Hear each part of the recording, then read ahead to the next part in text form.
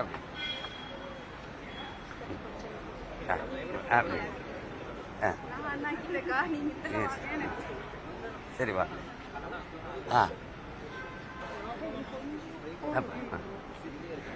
கொஞ்சம் கேளுங்க.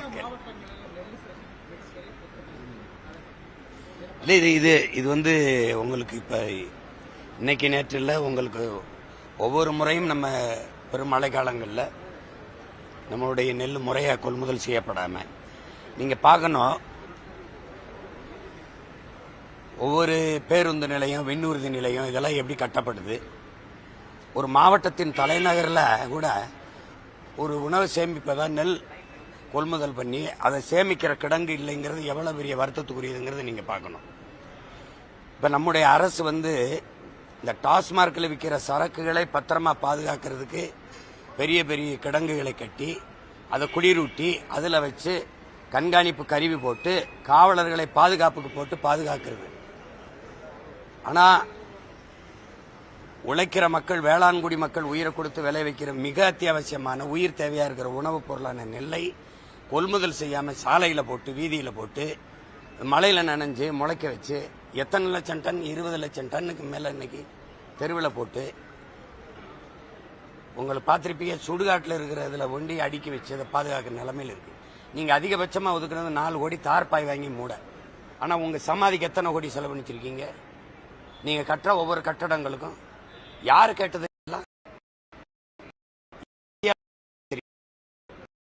யோசிச்சு பாருங்க.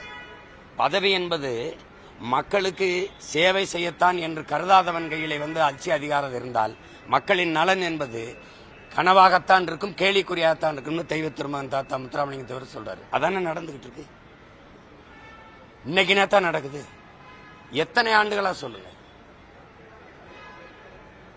எத்தனை ஆண்டுகளா சொல்லுங்க. உங்களுக்கு மனச்சான்று இருந்தா நெல்லை தெருவில் போட்டு முளைக்க விடுவான ஒருத்தன், மலையில நனைய விடுவான ஒருத்தன்.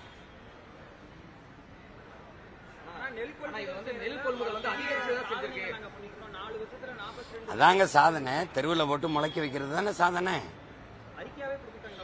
இந்த நெல்லை ஏன் நான் விளைய வச்சதை தெருவில் போட்டு ஆந்திராவில இருந்து இதுக்கு நீ அரிசி வாங்கி தர. இப்ப ஆந்திராவில இருந்து பொங்கலுக்கு இதுக்கு தீபாவளிக்கு நீ அரிசி வாங்குறீங்களா இல்லையா? போன தடவை பொங்கலுக்கு குஜராத்ல இருந்து வாங்கிட்டு வந்தீங்க வெள்ளம். என்கிட்ட கரும்பு இல்ல, நான் வெள்ளம் காய்ச்சல, நான் விளைய வைக்கல, அரிசி நெல்லை விளைய வைக்கல, என்கிட்ட அரிசி இல்ல, எது குஜராத்ல இருந்து வாங்கிட்டு வந்தீங்க?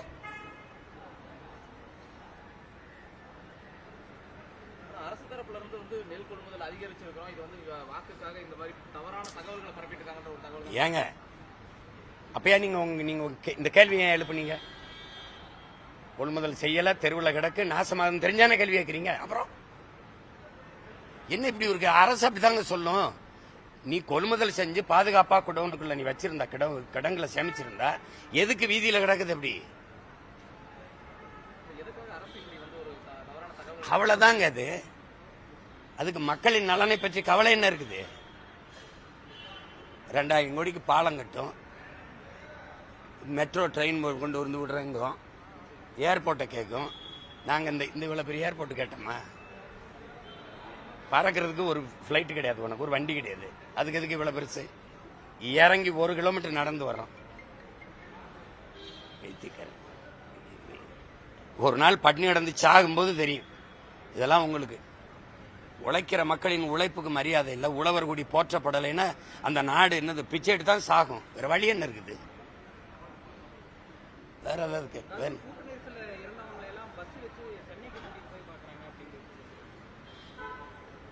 அப்ப என்ன தனியா சார்ட்டர்ட் பிளைட்ல கூட்டி போகணுன்றீங்களா?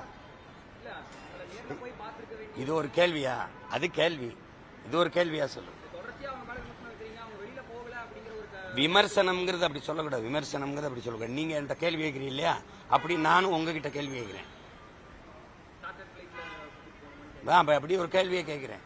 நீங்க கேட்கிற கேள்வியை நான் கேட்கிறேன். அது எப்படி விமர்சனமாகும்? எப்படி விமர்சனமாகும்?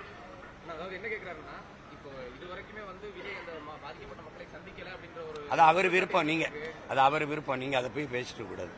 நீங்க அதையே பேசிட்டு இருக்கிறீங்க. நான் அதை அறிவு இருக்கிறேன், அதை பேசுறத அறிவு இருக்கிறேன். அதை தாண்டி அரசியல் இருக்குங்க. அது இல்லை. நீங்க தூத்துக்குடி துப்பாக்கி சூட பத்தி இது இவ்வளவு காலம் யாரா பேசிட்டு இருந்தீங்களா? ஒரு அரச படுகொலை. அது அது மக்களின் புரட்சி. அதை சுட்டு அடக்கி ஒடுக்குனீங்க. அன்னைக்கு அந்த அரசு பொறுப்பேற்றுச்சா? போய் பார்த்து எல்லாரும் அதுக்கு ஊக்கத்தொகை கொடுத்தீங்களா? வீட்டுக்கு ஒருத்தருக்கு வேலை கொடுப்போம்னு சொன்னீங்களா? உங்க குடும்பத்தில் இருக்க பிள்ளைகள் எல்லாம் படிக்க வைப்போம்னு சொன்னீங்களா? நாட்டையும் ஆட்சியும் எதை நோக்கி நகர்த்துறீங்க நீங்க? கள்ளச்சாராயம் குடிச்சு செத்தவன் கொலைப்படுத்தி செத்தான், அவனுக்கு போய் காசை கொடுத்து ஊக்கப்படுத்தி உன் பிள்ளைல நான் படிக்க வைக்கிறேன், உனக்கு அரசு வேலை கொடுக்குறேன்னா நாட்டு பாதுகாப்பு எல்லை நின்று செத்து வந்தான்ல, அவனுக்கு போய் இப்படி பாத்தியா? பணம் கொடுத்தியா? அவன் குடும்பத்துக்கு வீட்டுக்கு ஒருத்தருக்கு வேலை கொடுக்கணும்னு சொன்னியா? அப்புறம் ஒரு நடிகரை பார்க்க போய் நெரிசல சித்தத்துக்கு இவ்வளவு 35 லட்சம் கொடுக்குற, வேலை கொடுக்குறேன்ற, மாசம் 5000 கொடுக்குறேன்ற, அதையே 1.5 மாசமா பேசிட்டு இருக்கியப்பா. விவசாயி வீதியில் நின்று கண்ணீரோட நின்று விளைய வச்சு அந்த நெல்லெல்லாம் வீணாகதே எனக்கு. அவன் பசிக்கா கொண்டு வந்தாங்க. ஊராரின் பசிக்கு தானே உழைச்சு கொண்டாந்தான். அதை பத்தி கவலைப்பட மாட்டா, பேசவே மாட்டா. விவசாயிகள் பிரச்சனையில வந்து அரசு வந்து ஒரு மெத்தனமா இருக்கிறது எந்த அரசு கண்டுக்குச்சு தம்பி? ஐயா கருணாநிதி ஆட்சி காலத்தில் சேமிப்பு கடன் கட்டப்பட்டிருந்தா வீதியில் கிடக்குமா? இல்ல அம்மையார் ஜெயலலிதா ஆட்சியில் கட்டப்பட்டிருந்தா வீதியில் கிடக்குமா? இல்ல 4.5 ஆண்டுகள் ஆண்ட ஐயா விவசாயி மகன் சொல்ற ஐயா எடப்பாடி ஆட்சி காலத்தில் கட்டப்பட்டிருந்தா என் விளை வச்ச என் பொருள் வந்து உயிர் தேவை உணவு தானே. அந்த உணவு பண்டத்தை எப்படி நீ வீதியில போடுவ? அப்ப உழவர் குடிய நீ என்னவா மதிக்கிற? நீ இந்த நாடு விளங்குமா சொல்லுங்க? உலகம் என்னை பார்த்து சிரிக்காதா? நீ விஷத்தை பாதுகாக்கிற, சாராயத்தை பாதுகாக்கிற, நீ நான் விளைய வச்ச நெல்ல வீதியில போடுற. நீ எவ்வளவு கொடுங்கோன்மை ஆட்சி நடந்துகிட்டு இருக்கு. இந்த ஆண்டு மட்டும்தான் வீதியில கிடக்கா என் நெல்லு? ஒவ்வொரு முறையும் வருதுல்ல, ஒவ்வொரு முறையும் மழையில நினைஞ்சுதானே கிடக்கிறோம்.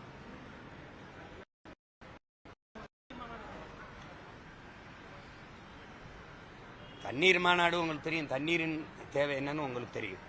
இப்ப இருக்கிற நெருக்கடி என்னன்னா, அறிவார்ந்த என்னுடைய சொந்தங்கள், என் தம்பி தங்கிகள் புரியணும். உலக உயிர்களின் உயிர் தேவை வந்து உங்களுக்கு நீர். அது வந்து மானுட தேவை மட்டும் அல்ல, உங்களுக்கு புரியணும் நினைக்கிறேன். அதனாலதான் நம்ம முன்னவன் நீரின்றி அமையாது உலகம்னு சொன்னான். அது உலக உயிர்களின் பால். அதை கவனிச்சுக்கணும். அதுல என்ன இங்க நடக்குதுன்னா, எந்த ஒரு நாட்டில் அறிவை வளர்க்கும் கல்வி, உயிரை காக்கும் மருத்துவம், உலக உயிர்களின் நீர் தேவையா இருக்கிற நீர், இது மூன்றும் விற்பனைக்கு வந்துருச்சோ, சந்தை பண்டமாக மாற்றப்பட்டுருச்சோ, அந்த நாடு நாடல்ல, அது சுடுகாடு என்று பொருள்.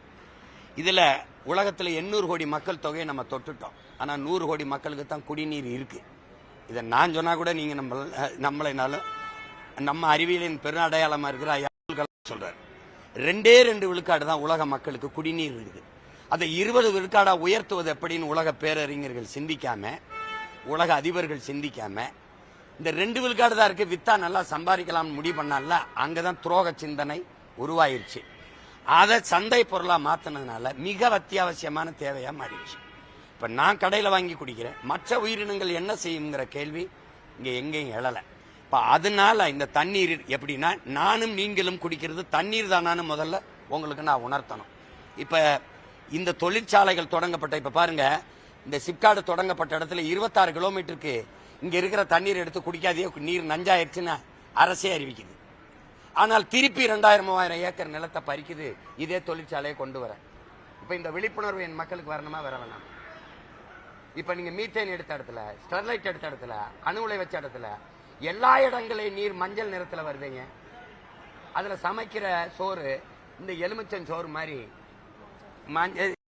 எலுமிச்சம் மாதிரி மஞ்சளா வர என்ன? அப்ப நான் உணவை நஞ்ச உண்ணுறேன். அப்ப இதை என் மக்களுக்கு கற்பிக்க வேண்டியது இருக்கு. எந்த காலத்திலையும் எனக்கு கிடைக்கல, என் தாய் தந்தையருக்கு கிடைக்காத குடிநீர் முதலாளிக்கு மட்டும் எப்படி கிடைக்குது? நான் அழைச்சு பேசினா அக்கோஃபனோ, கிண்ல, அப்பலோ இந்த மாதிரி இதுல குடுவையில கொண்டாந்து 10 கேனோ 20 கேனோ அந்த குடுவையில கொண்டாந்து இறக்கிற முடியுதுல, அவருக்கு எப்படி கிடைக்குது? எப்படி என் தண்ணீர் வந்து என்னுடைய உயிர் அடிப்படை உரிமை, உயிர் ஆகாரம் எப்படி ஒரு முதலாளியின் வியாபார பொருளா மாறிச்சு? மாத்தினவங்க. இப்ப நான் கடையில வாங்கி தண்ணி குடிச்சிடுறேன். மற்ற உயிரினங்கள் மானோ, மயிலோ, கொக்கோ, குருவியோ, யானையோ, சிங்கமோ, புலியோ, கரடியோ என்ன செய்யும்? அதெல்லாம் செத்துரும். அதெல்லாம் செத்தா நான் மட்டும் எப்படி வாழுவேன்? உங்களுக்கு விளங்குத? அப்ப நீங்க இதை வலியுறுத்துவது, எதிர்காலத்தில் நீ எதை நோக்கி நகர போற? எத்தனை நாளைக்கு இந்த முதலாளிகள் தண்ணீரை உறிஞ்சி வித்துருவான்? கீழே போய் தண்ணீரை உறிஞ்சி வாழக்கூடிய பனையே கழுத்து முறிஞ்சு சாகுதுன்னா 1000 அடிக்கு கீழே உனக்கு தண்ணி இல்லை. அப்போ உன் நிலம் பாலைவனமா மாறிக்கிட்டு இருக்கு. பாலைவனத்தில் எந்த உயிரினமும் வாழ முடியாது. அந்த நிலைக்கு நீ தள்ளப்பட்டுக்கிட்டு இருக்க, எச்சரிச்சுக்கங்கிறது தான் பனை மரம் செத்து நிரூபிக்குது. பாக்கு மரமும் தென்னை மரமும் செத்து நிரூபிக்குது. உங்களுக்கு புரியுதுன்னு நினைக்கிறேன். அப்ப அதை என்னுடைய தலைமுறை இந்த பிள்ளைக்கு நான் சொல்லிக் கொடுக்க வேண்டியது, இவனுக்கு மாமனா ஒரு தண்ணீர் மாநாடு, தண்ணீர், இந்த தண்ணீர் உன்னோட பேசும். அது தன் தாயா இருந்து அது கேள்வி கேட்கும் பாருங்க. அப்போ உங்களுக்கு புரியும் இந்த தண்ணீர் எவ்வளவு பெருசு, நம்ம என்ன பண்றோம்ட்டு. நீ குடிக்கிறது தண்ணியே இல்லை, நீ விஷத்தை குடிச்சுக்கிட்டு இருக்க. பிறக்கிற குழந்தை புற்றுநோயோட பிறக்குது. உலகத்தில் எந்த பேரறிஞன் எந்த மருத்துவ மேதை காரணம் சொல்லுவான்? பிறக்கிற குழந்தை புற்றுநோயோட பிறக்குது. காரணம் என்ன? புகைச்சிச்சா, இல்ல போதை பொருளை குடிச்சிச்சா, இல்ல கஞ்சாவின்னு எதுவும் போட்டுச்சா, இல்ல எப்படி புற்றுநோயோட பிறக்குது? நீர் நஞ்சாயிருச்சு, உணவு நஞ்சாயிருச்சு, காற்று நஞ்சாயிருச்சு. ஆக்குனவன் யாரு? ஆக்குனது யாரு? அதான் கேள்வி. அதுக்குதான் இந்த தண்ணீரின் மாநாடு, அதுக்கப்புறம் கடல் அம்மா மாநாடு. புரியுதுன்னு நினைக்கிறேன். கடல் தான் என்ன, தண்ணீர்னா என்னன்னு தெரியாம வாழ்ந்து பயன் இல்லை. மரத்தின் பயன் என்னன்னு தெரியாம வாழ்ந்து பயன் இல்லை. இல்ல, திரும்ப திரும்ப சொல்றேன், மனிதர்கள் இல்லாம மரங்கள் வாழ்ந்துடும். நான் மரங்கள் இல்லாம மனிதர்கள் மட்டும் இல்ல, உலகில் எந்த உயிரினமும் வாழ முடியாது. இதை கற்பிக்காதது கல்வியா எப்படி இருக்க முடியும்? கல்வி கற்பிக்கல, நாங்க கற்பிக்கலைன்னா நாங்க எப்படி இந்த மண்ணை நேசிக்கிற பிள்ளைகளா இருக்க முடியும்? அதுக்காக தான் இந்த வேலையை செய்யறேன். ஏன்னா தண்ணிக்கு ஓட்டு இருக்கான்னு கூடாது, தண்ணிக்கு வாக்கு இருக்கான்னு இல்ல. நாக்கு இருக்கிற எல்லாருக்கும் வாக்கு இருக்கு, வாக்கு இருக்கிற எல்லாருக்கும் ஒரு தாகம் இருக்கு. அதான் தண்ணீரின் மாநாட்டுக்கு வரும்போது தண்ணி குடிக்காம வா, நான் பேசுற அர்த்தம் உனக்கு புரியும் சொன்னேன். எப்படி இருக்கீங்க ஐயா? விளங்குதா? அதான்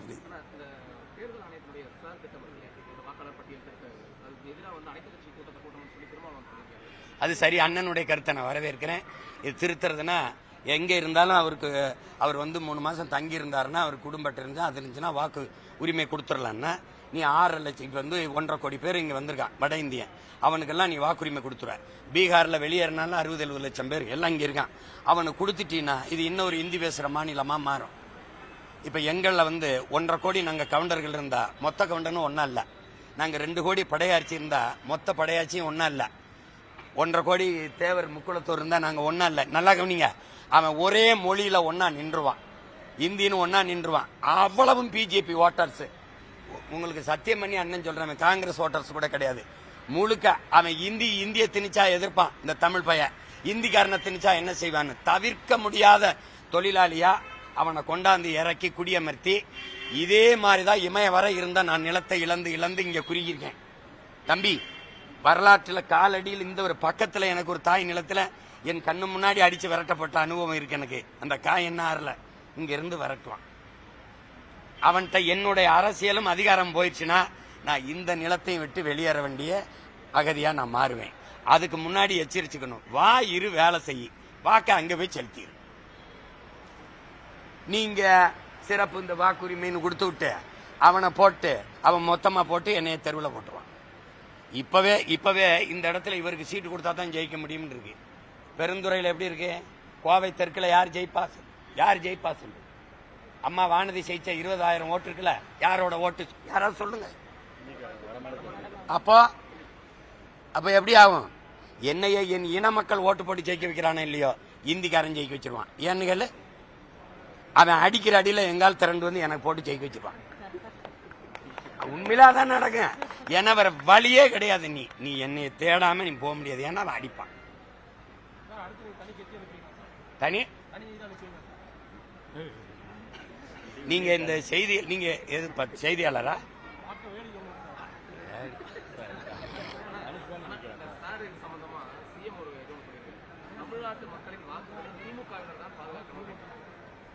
திமுக கிட்ட இருந்து தான் நாட்டையே நம்ம பாதுகாக்க வேண்டியது இருக்கு.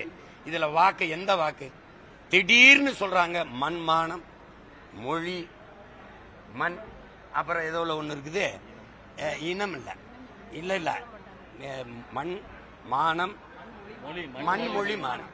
இது 3 ஆற்று இருந்து காப்பாற்ற வேண்டியிருக்கு. இப்பதான் இங்க பாருங்க, மொழிய கொன்னது யாரு? மானம் எங்க அடமானம் இருக்கு? மண் உங்ககிட்ட இருந்தாங்க காப்பாற்றணும். எந்த மலை எந்த ஆறுல மண் இருக்கு? எல்லாத்தையும் வெட்டி தின்னது யாரு? இதெல்லாம் எவ்வளவு பேச்சு இருக்கு பாருங்க. எப்ப வந்து மொழியை காப்பாத்துற? மொழியை காப்பாத்துற மகான் சொல்றாரு ரெயின்போவை அப்படியே ரெயின்போன்னே தமிழ்ல எழுதுங்கன்ட்டு. இந்த கொடுமையெல்லாம் உலகத்துல எங்கேயாவது இப்ப தெரியுதா யார்கிட்ட இருந்து காப்பாத்தணும்னு? எந்த ஒரு சட்டத்தையும் தெளிவா கொண்டு வரல அப்படின்னு சொல்லி இந்த பல்கலைக்கழக திருத்த சட்ட மசோதாவை கொண்டு வந்து வாபஸ்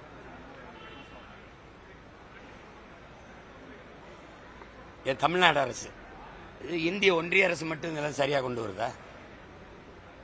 ஏதாவது நான் எழுப்புறது ஒரு ஓரத்திலிருந்து எளிய மகனால நீ கடத்தி விட்டுட்டு போற. நீ பணம் செல்லாதுன்னு ஒரு நிலைப்பாட்டு எடுத்தில, அதுல வென்றிருக்கியா? பணம் செல்லாது அப்படின்னு சொல்லும் போது ஒரு 50 நாள்ல உங்களை எல்லாம் சொர்க்கத்தில் வேண்டி வைக்கிறேன்னு சொன்ன ஆலியார். செத்து போய் பல ஆயிரம் பேர் சொர்க்கத்துக்கு போனானே ஒழிய அவன் நரகத்துக்கு போனானா சொர்க்கத்துக்கு போனான்னு தெரியாது. ஏதாவது சாதிச்சல? நீங்க சொன்னது ஊழல் லஞ்சம் ஒளியும். நீங்க அறிவார்ந்த பெருமக்கள் என்னுடைய செவியை கேட்டுக்கொண்டிருக்க நீங்களே கேளுங்க. ஊழல் லஞ்சம் ஒளியும். நீங்க ஒளிஞ்சிருந்தா எதுக்கு இடி ரைடு இன்கம் டாக்ஸ் ரைடு போடுற? பதில் இருக்கா அவன்கிட்ட? இல்ல இல்ல. இந்த தீவிரவாதம் ஒளிஞ்சிரும்னா புல்வாமா மாவட்டத்திலையும் பகல்காமிலையும் தாக்குதல் எதுக்கு நடந்துச்சு? அப்ப ஒளியல. அப்ப நீ பொய் சொல்லி ஏமாத்திட்ட. அப்ப என்ன பண்ணணும்? வருத்தம் தெரிவிக்கணும் நாட்டு மக்கள்கிட்ட. உலக வங்கி சொல்லுது இந்தியாவின் பொருளாதார பின்னடைவுக்கு வீழ்ச்சிக்கு காரணம் பணம் செல்லாதுன்னதும் பண மதிப்பிழப்பும் சரக்கு மற்றும் சேவை வரியும் தான் சொல்லுது. ரெண்டையும் கொண்டு வந்த பெருமக்கள் அதுக்காக வருந்தீங்களா? சரி, ஜிஎஸ்டி கொண்டு வந்தீங்க, பிறகு எதுக்கு உட்கார்ந்து ஒவ்வொரு தடவையும் தேர்தல் வரும்போதெல்லாம் வரியை குறைக்கிறீங்க? எதுக்கு குறைக்கிறீங்க? குறைக்க சொன்னது யாரு? ஏன் குறைக்கிறீங்க? மக்களை பாதிக்குது. பாதிக்கிற வரியை நீங்க கொண்டு வந்த அறிவு இருந்தா கொண்டு வந்திருப்பியா? மக்களை பாதிக்கும்னு தெரிகிற ஒரு வரியை, குடிகளை பாதிக்கிற ஒரு வரியை ஒரு ஆட்சியாளன் செய்தால் அவன் ஆட்சியாளனா அநீதியாளனா? சொல்லுங்க. நீ என்ன யோக்கியதை உனக்கு இருக்குது அடுத்தவனை குறை சொல்ல? நீ கொண்டு வந்த சட்டத்தில் எது சரியா இருந்திருக்கு சொல்லு.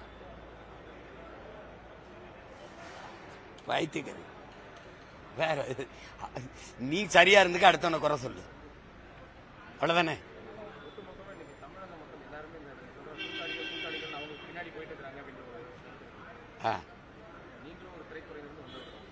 திரைத்துறைங்க பாருங்க, திரைத்துறையிலிருந்து வந்தவங்கன்னா இப்ப நான் ஒண்ணு சொல்றேன்.